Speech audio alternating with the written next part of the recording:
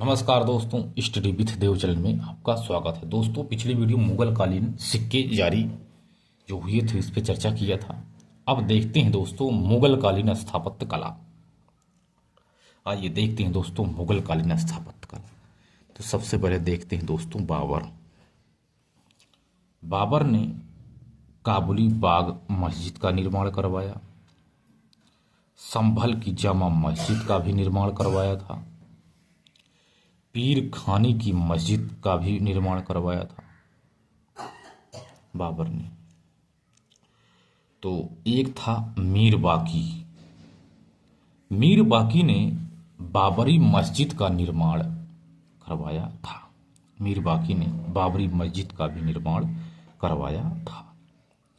ये थे स्थापत्य कला। तो मुगल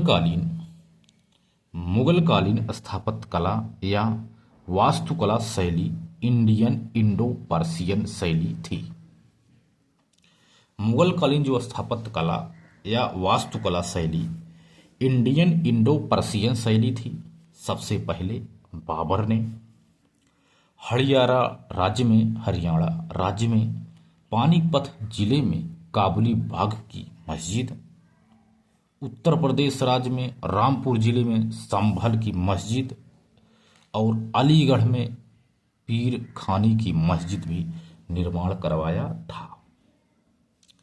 बाबर का सेनापति मीर बाकी ने अयोध्या की बाबरी मस्जिद का भी निर्माण करवाया था। बाबर। अब हुमायूं ने क्या काम किया था स्थापत्य कला में, हुमायूं देखते हैं। हुमायूं ने 1533 ईस्वी में दिल्ली में दीन पनाह महल का निर्माण करवाया था।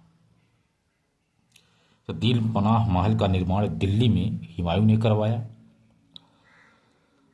हुमायूं शेर शाह सूरी सुल्तान बनने के बाद दीन पनाह महल को किले के रूप में परिवर्तित कर दिया, जिसे पुराना किला कहा जाता है। जो दीन पनाह महल है इसी को ही पुराना किला कहा जाता है।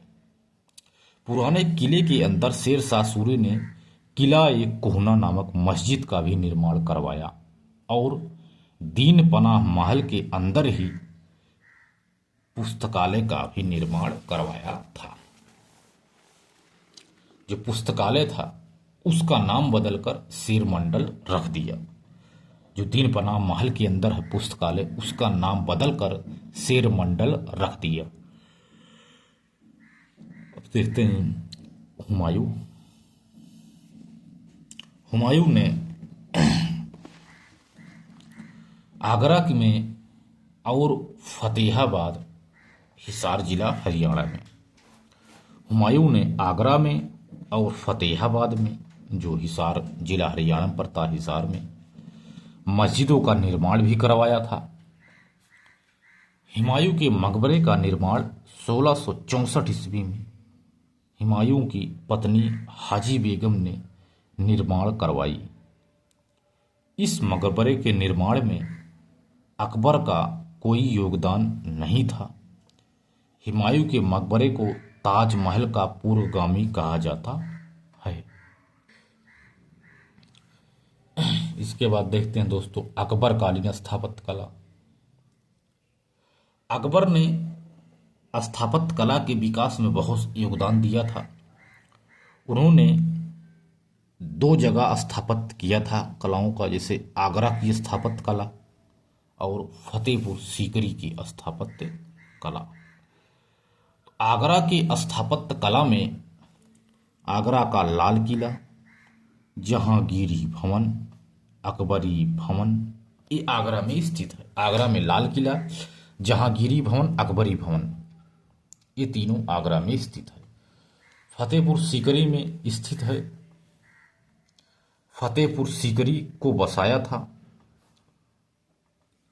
इसके बाद जोधा महल, जामा मस्जिद, शेख सलीम चिश्ती का मकबरा, हवा महल या पंच महल, दीवाने आम, दीवाने खास, बुलंद दरवाजा आदि अकबर कालीन स्थापत्य कला है। फतेहपुर सीकरी में जो स्थापित किया है, बनवाया है। ये अकबरकालीन है दोस्तों।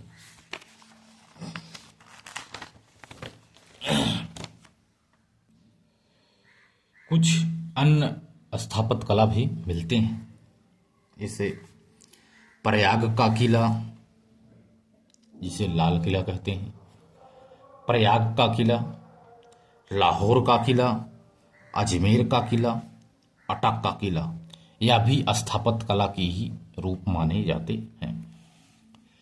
अकबर के शासनकाल में मुगल कालीन स्थापत्य कला की वास्तविक शुरुआत हुई। अकबर के शासनकाल में मुगल कालीन स्थापत्य कला की वास्तविक शुरुआत हुई। वह स्थापत्य कला का संरक्षक शासक भी था। अकबर अबुल फजल ने लिखा है कि बादशाह सुंदर भवनों की योजना बनाता है और अपने मस्तिष्क और हृदय के विचारों को पत्थर और गारे का रूप प्रदान करता है। अबुल फजल ने ऐसा लिखा है। इसके शासनकाल में इंडो इस्लामिक मिश्रित स्थापत्य कला शैली का प्रयोग हुआ। अकबर के काल में इंडो इस्लामिक मिश्रित स्थापत्य कला शैली का प्रयोग हुआ। उसके भवन लाल बलुए पत्थरों द्वारा बनाए गए।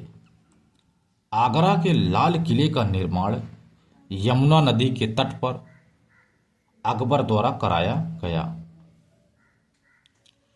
वास्तुकार कासिम खां की देखरेख में इस किले का निर्माण कार्य कराया गया। आगरा के लाल किले में 2 दरवाजे हैं। पश्चिम में स्थित दरवाजों को दिल्ली दरवाजा और पूर्व में स्थित दरवाजों को अमर सिंह दरवाजा कहा जाता है।